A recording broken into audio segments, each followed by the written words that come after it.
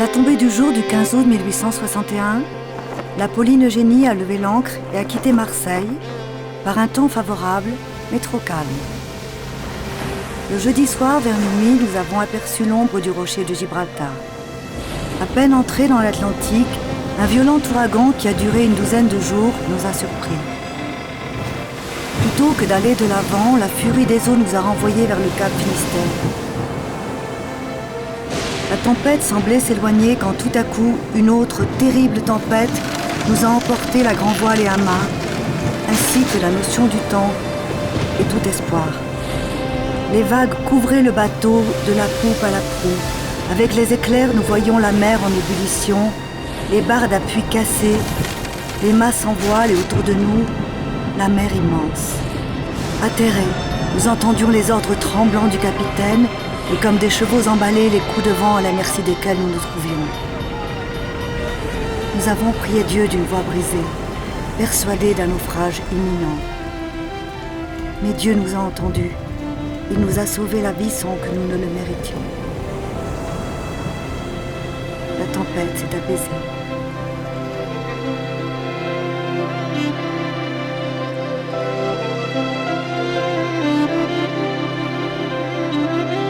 Maman, j'ai froid. Reste tranquille et endors-toi. On va bientôt arriver. Tais-toi, Jean-Baptiste. On sera là-bas au lever du soleil.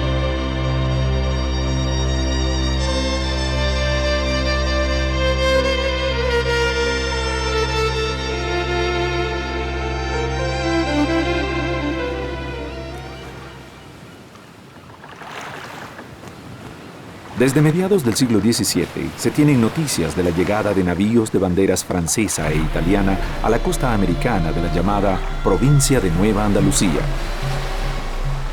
Era el comienzo de una historia de travesías y naufragios, de navíos en sombra que navegaban sin rumbo para recalar en las playas de la cuenca del Caribe.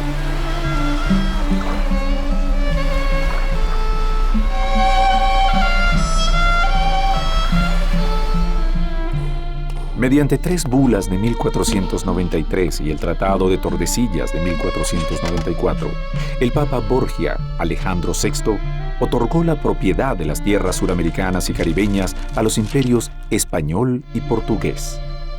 Excluidas de aquel acuerdo, las coronas de Inglaterra y Francia, y más tarde Holanda, quedaron fuera del reparto territorial del valioso Nuevo Mundo recién descubierto.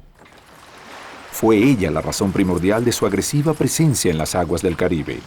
Al mando de buques corsarios y filibusteros, asaltaban en alta mar a las naves españolas y también a sus enclaves portuarios, de donde partían los tesoros americanos al reino de Castilla y Aragón. La omisión de Tordesillas desató una guerra sin cuartel entre las monarquías preponderantes por el usufructo de las riquezas minerales y por el dominio de las enormes aguas al occidente de Europa.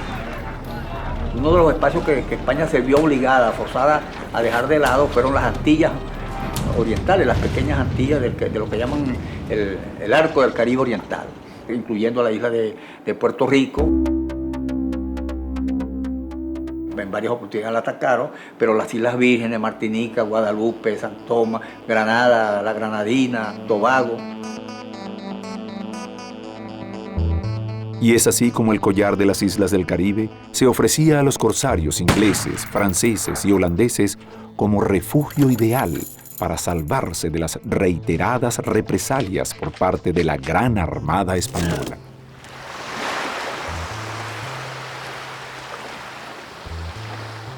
Los navíos bucaneros y corsarios echaban anclas en islas y playas continentales para aprovisionarse de agua dulce y vituallas.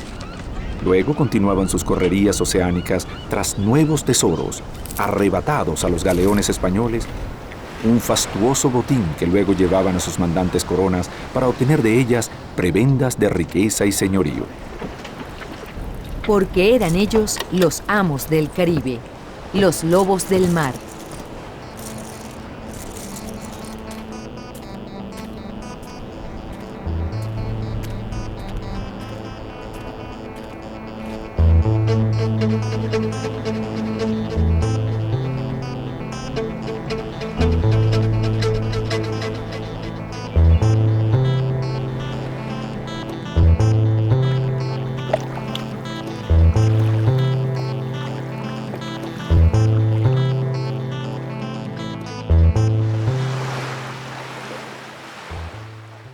esta colonización de los españoles aquí fue tardía.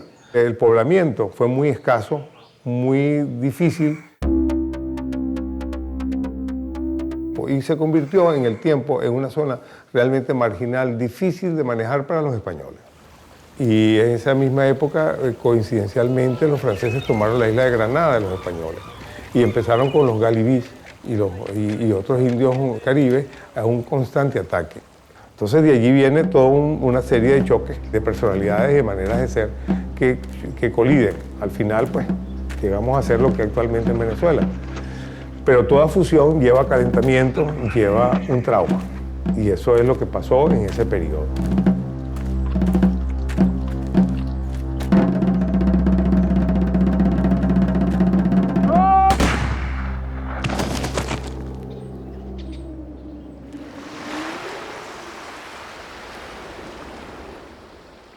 Cuando España era aliada circunstancialmente de Francia contra Inglaterra, permitía más o menos el acceso de embarcaciones francesas comprando carne, tasajo, carne en cecina, ganado en piel, trayendo el cacao que ya se empezaba a comercializar, a producir en la zona, granos, maíces, aves de corral. El sencillo trueque fue transformándose en auténtico intercambio comercial entre europeos e indígenas americanos. La espontánea relación se limitaba al simple intercambio de pepitas de oro y perlas, sal y frutas de parte de los aborígenes a cambio de puñales, hachas, hoces, pólvora, armas de fuego y hasta prendas de vestir dados por los visitantes. Según la historia, algunos indígenas llegaron a expresarse en francés. La península de Paria es la zona de los indios guaraos, que son unos indios muy pacíficos, pero muy orgullosos de su etnia, muy orgullosos de sí mismos, muy eráticos, muy silenciosos. Vino la paz de 1721, quien la gestó en su gran parte fue Carlos Sucre, bisabuelo del mariscal de Ayacucho. Y empezó a haber un poblamiento más adecuado y el poblamiento se hace más gradual.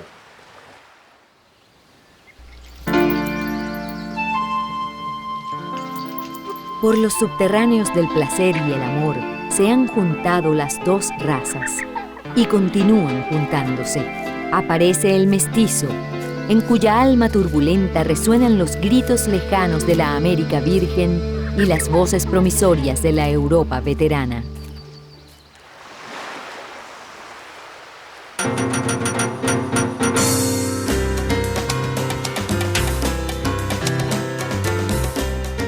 Será entre 1820 y 1840 cuando se tengan noticias ciertas de barcos franceses que anclaron en tierra firme para desembarcar colonos mediterráneos, en su mayoría provenientes de la isla de Córcega. Aunque solo fue entre 1860 y 1900 cuando estos inmigrantes se establecieron masivamente para echar raíces en estos dominios.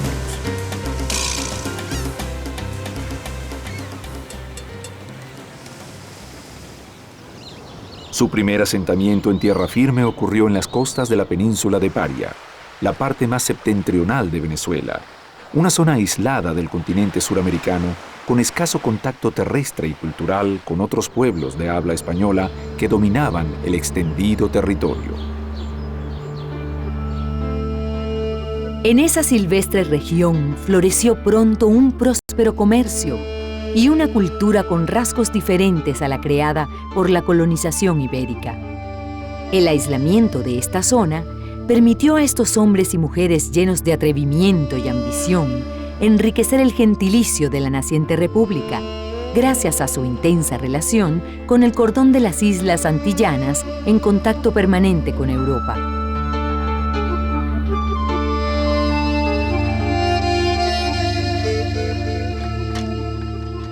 ¿Por qué vinieron las distintas generaciones de corsos de origen italiano y francés a través de los siglos?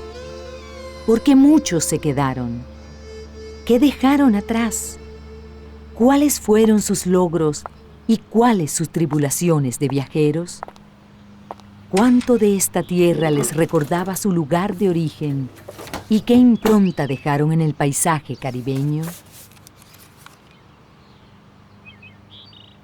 Un cousin de mon mari avait eu l'obligeance de tenir prête à notre arrivée des bêtes de sel destinées à nous porter par les sentiers pompeusement désignés sous le nom de chemin royal. Là, la végétation luxuriante nous transporte d'admiration. Les arbres atteignent des hauteurs extraordinaires. Nous rencontrons des quantités de splendides papillons que nos montures, en passant, écrasent ou dispersent.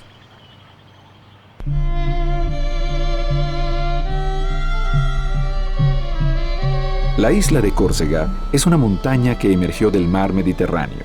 Visitada por pescadores nómadas desde la remota antigüedad, solo vio una población estable 6.000 años antes de Cristo, cuando en ella se establecieron agricultores del Neolítico.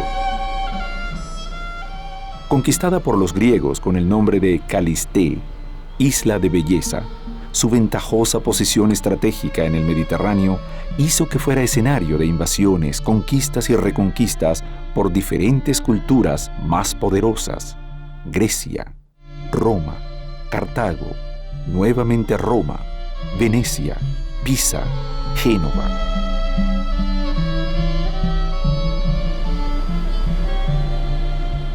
Los vaivenes de la dominación adquirieron estabilidad entre los siglos XIII y XVIII, cuando la ciudad-estado de Génova mantuvo su hegemonía económica, política y militar sobre la isla.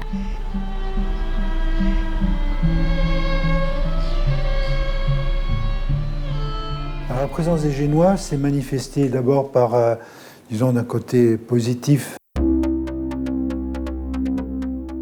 c'est-à-dire la culture de la vigne, des oliviers et des châtaignes d'une part, et puis des monuments tels que les églises, les monastères, et surtout une caractéristique de la Corse qui en même temps explique beaucoup de choses, c'est la présence de nombreuses tours génoises, évidemment, de guets sur le littoral qui servaient à alerter les populations de l'intérieur à cause justement des invasions barbaresques. Los patriotas corsos, sin embargo, mantuvieron viva la llama de la independencia.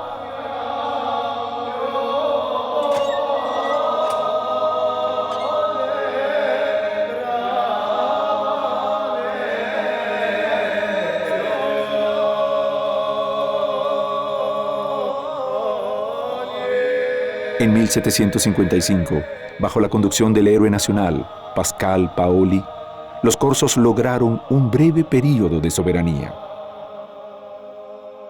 Pascal Paoli a aménagé les institutions qui existaient déjà, mais il les a réformées, c'est le mot lui-même qu'il utilise, afin de développer des cadres, on peut dire, des cadres dirigeants, des cadres politiques corses. Si on veut un raccourci un peu facile, qui est une sorte de libertador corse. Pascual Paoli es tan importante desde el punto de vista de la cultura corsa. Hay las universidades que fundó Paoli, las universidades de lengua italiana, que son importantísimas.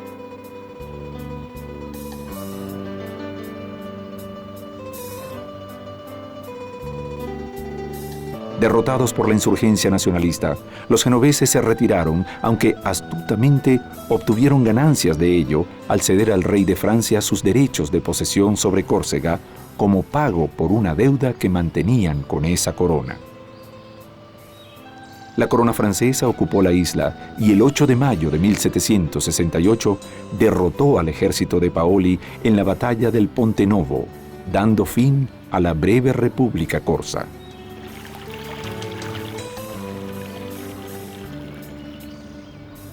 La isla forma parte de Francia desde 1768, año en que nacería en Ajaccio, quien es el más notorio personaje de la historia francesa, Napoleón Bonaparte.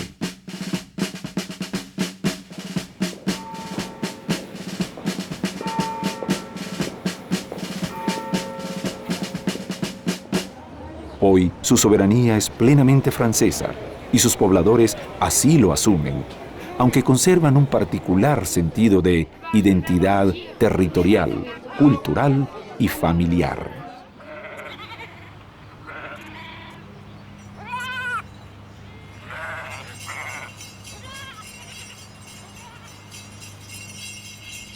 A fines del siglo XVIII, luego de la Revolución Francesa, muchos habitantes de la región de la Alta Córcega conocieron las historias de sus parientes que se aventuraron a viajar hasta el otro lado del mar.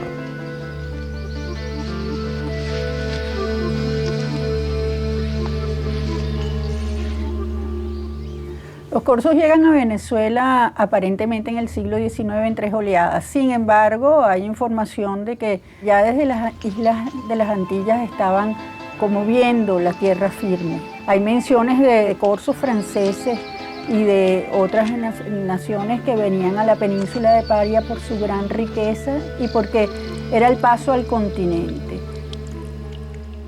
Muchos de ellos, a consecuencia de la sublevación negra de Haití, hay toda una convulsión social, se interrumpe la economía de la caña y del algodón y del cacao en Haití, y se desplazan cantidades de personas, entre ellos muchos de origen corso. Estos viajeros iniciales no fueron muy abundantes, pero fueron ellos los precursores de una presencia que un siglo después sería masiva e influyente en el Nuevo Mundo.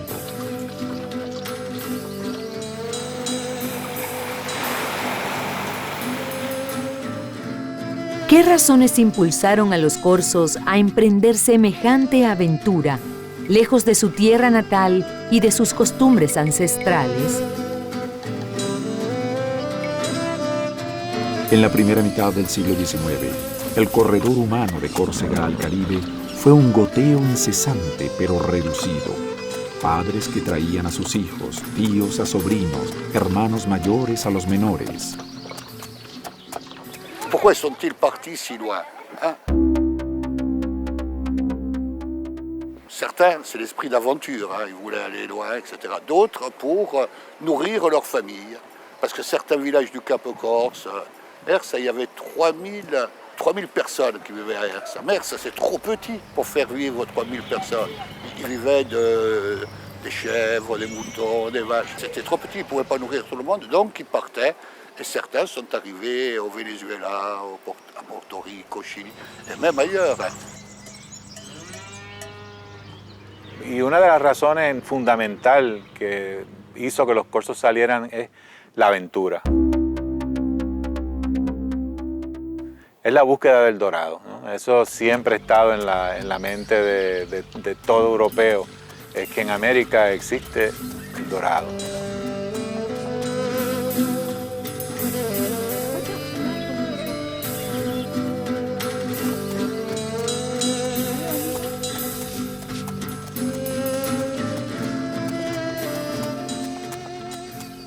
Después, cuando habían guerras, la gente por no ir a la guerra,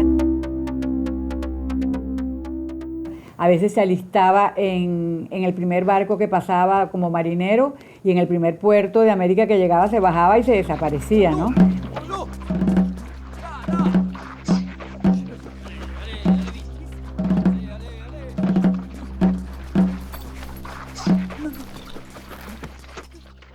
Le Cap Corse, c'est la partie nord, l'extrême nord de la Corse. Ça ressemble à un doigt, on dit que c'est le doigt de la Corse. Et c'est de là que sont partis un très grand nombre de Corses. Ça a commencé, l'émigration a commencé quand même au XVIIe siècle. On retrouve des traces de certains émigrants. C'était des aventuriers, ils partaient surtout en Amérique latine. Et après, la grosse majorité est partie au milieu du XIXe siècle.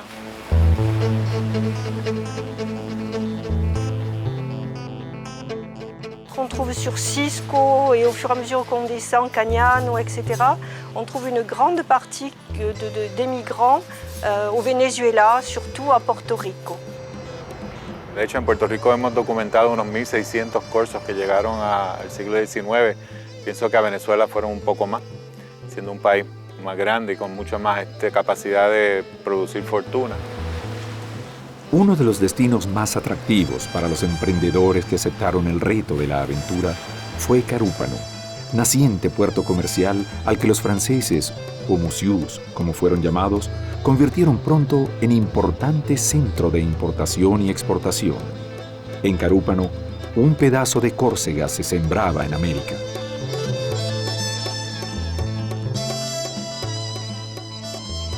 Previo a la independencia de Venezuela, ya había un negocio muy grande con San Tomás.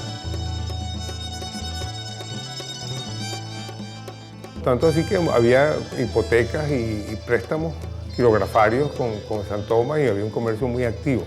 Y a Carúpano se le dio derecho a comerciar en mulas, bueyes con las Antillas. O sea, una serie de privilegios que tuvo como puerto y ya empezaron a ver los primeros movimientos comerciales.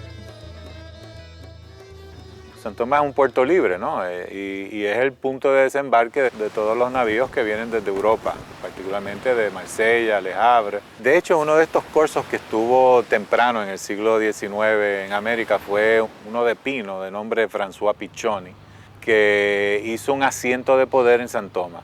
Piccioni era una de las casas comerciales que se encargaba de traficar con esta mercancía hacia el resto de América.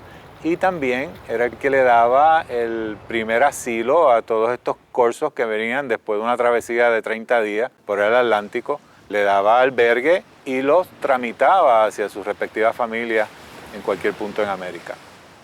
Los barcos de Roncayolo trajeron la mayor cantidad de corsos posibles aquí.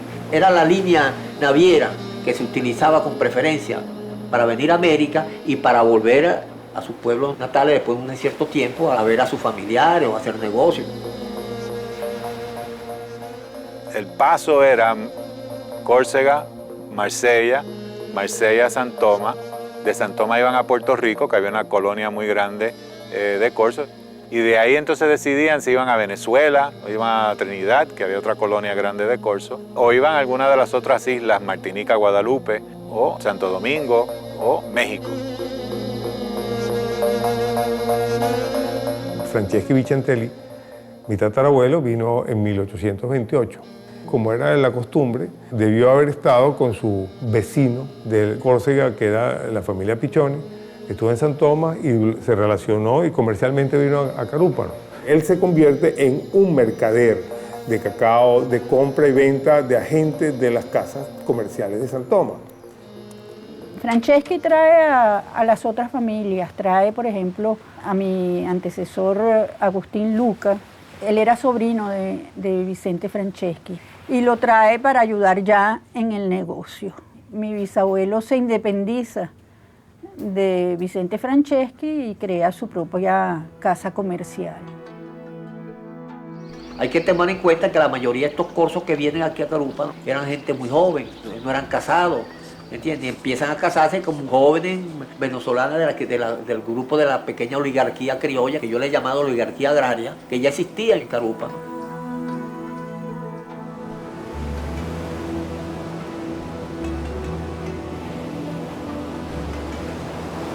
Les gens sont arrivés à pénétrer tout de suite sur le territoire vénézuélien du nord-est du Venezuela, dans la zone de Paria et principalement sur le port de Carúpano. Alors dans cette région, pourquoi? Pourquoi cette région? D'abord parce que c'était près de la Guadeloupe, de la Martinique ou de Trinidad, mais surtout parce que cette région-là, c'est la région de production de plus importante du monde, peut-être, de cacao. Hay cartas de Pascal Paoli que le escribe a los corsos que están en el Caribe que no descuiden las costas de Paria por su perspectiva futura de la riqueza del cacao. Fue en las aldeas aledañas a Carúpano, Río Caribe, Huiria, El Pilar, Caripe, donde brotó el aroma de la almendra fermentada del cacao que remontaría y bajaría las montañas para llegar hasta el puerto de partida. Quand les bateaux chargés de cacao prenaient le large, ils imprégnaient tous les environs de leur arôme acidulé, laissant flotter dans l'air une émanation vitale pendant plusieurs jours.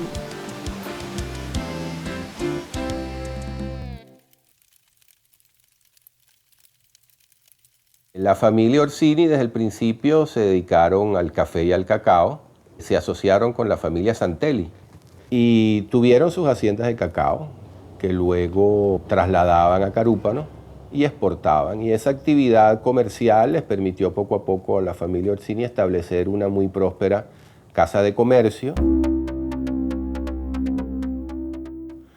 Representaban muchas agencias de vapores europeos que venían en esa época básicamente pues, a traer mercaderías de Europa y se llevaban el café y el cacao.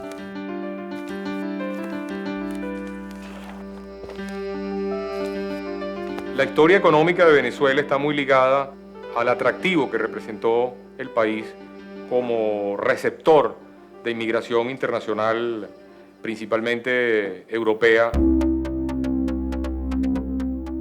a lo largo del siglo XIX y el siglo XX.